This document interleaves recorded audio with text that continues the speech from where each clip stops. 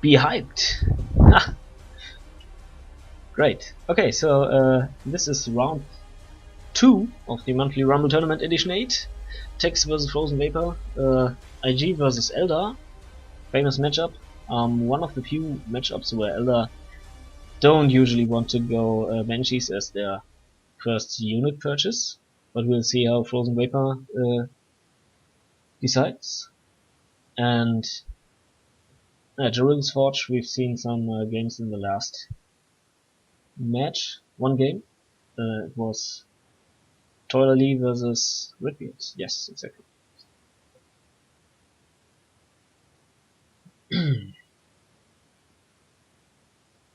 So each round in the monthly Rumble tournament has a fixed starting unit, starting map that is always chosen from the organizers or from random by the organizers, whatever. And yeah, here we go. This is round 2. This is Jarilo's Forge. Again, very small map. Both players showing good sportsmanship, wishing each other good luck and stuff. And yeah, triple Dire Avenger opening for FrozenVapor, opening the map Banshees, for good reason I think. And double Guardsmen, and then Sentinels. This is a cupping build, I would say, and I'm back. Yeah, welcome back. Tex has some kind of a desert color scheme, it looks like. Let's have a look at the Sentinel. Yes, very desert-ish. I feel like this map is rather jungle-y. Oh well, maybe there was a Cadian, you know, group moved from some desert field to a jungle, and they didn't have time to change their painting. I don't know. So ground pound is already on the way for Texas Sentinel. FrozenVapor has this triple Avenger opening, so he has a lot of firepower, and the Sentinel is really quickly going into trouble and having some pathing issues. Farseer going for the flank. This is Ultra DLC, so the Farseer will have this fancy stuff in the back.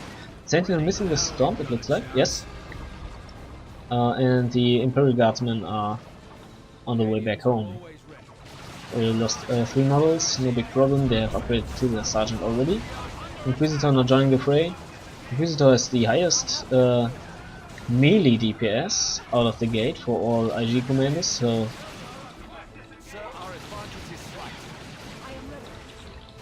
there's a Hammer of the Witches on one of the Guardians, killing one model. The Avengers, sorry. Yeah, and this Farseer is now trying to tank some Guardsman fire and stuff. Which probably isn't the best idea. Yeah, getting a nice special, but it's not a retreat. Okay, so... Well, FrozenVapor already has a Shuriken in the field, while Tex is taking another Sentinel. Yeah, double Sentinel good. Also, FrozenVapor already has built the power node and is building his first generator.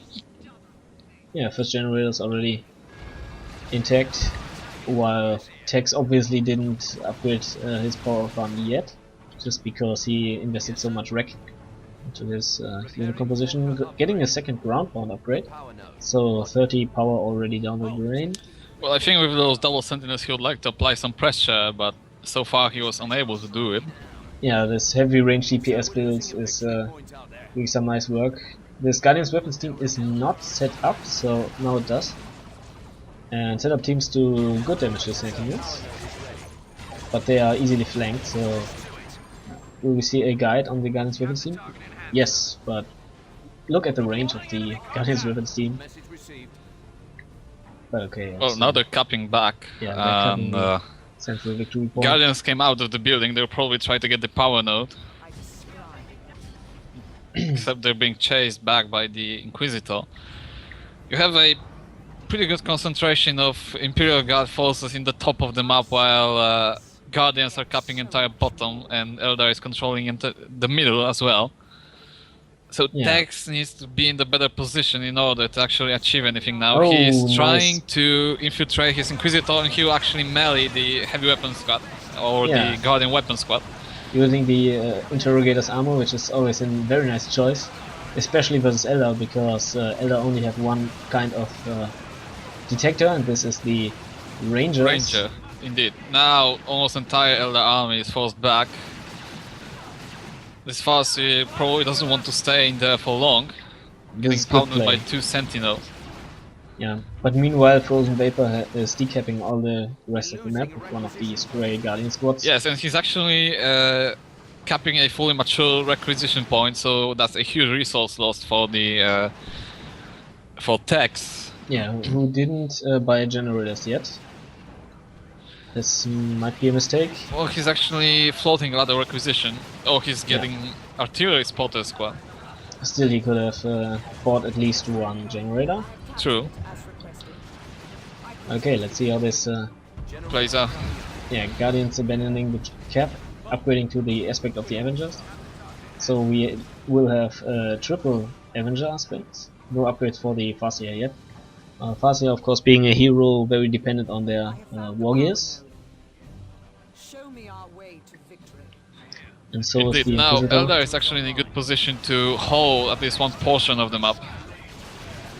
Artillery spotters are on the field though, and they might be able to actually help break the Guardian weapons team line. Yeah, I mean, Tex has enough to make this Guardian's weapons team run for its life. Well, now we see force shields put in the middle of the map, energy shields I mean, sorry. And Tex will probably try to maneuver around them, though he's wasting a lot of time right now. Yeah, he's just lobbing a little bit and conceding good ground. But he has a triple cap for the time being. Yeah, but the question is, can he actually, you know, he has pretty low on resources. He has his entire power farm built right now, but he has no requisition point. He's flanking he even cancelled capturing one. Yes, and now there will be the push. So very patient now play. He's forcing entire Elder army back, and he has to, you know, he has to force something. He has to go towards the power farm or anything, or decap the entire map. And this is what you will see from professional players, being very patient with their approaches of the enemy army, knowing exactly when to engage and what unit they will need to do so. Well, FrozenVapor is already going to tier 2. Tex didn't force anything in tier 1, well, he was actually behind. Oh, well, the Farseer was down, yes. So okay, nice Riku won his game 2-0 against Protagonist. Already? Okay. So that means Riku will be playing versus Crazy Man, I think. Yep. Yeah, interesting matchup there. We have a lot of good, great names in this tournament, and it's really nice to see this. The spotter shell.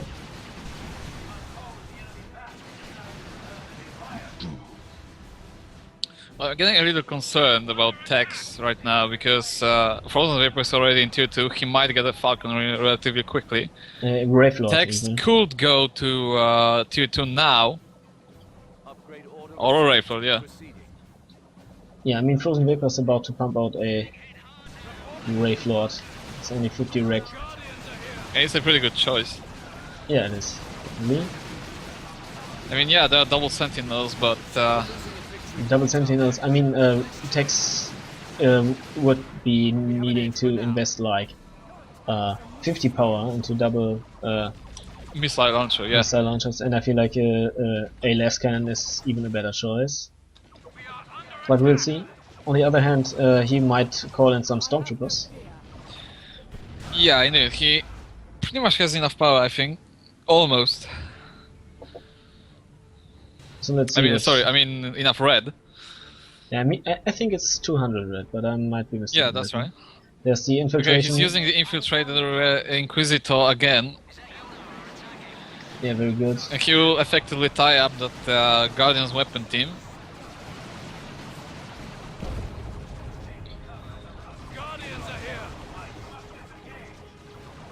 Yeah, he counters the Guardian's weapon team very effectively at the moment.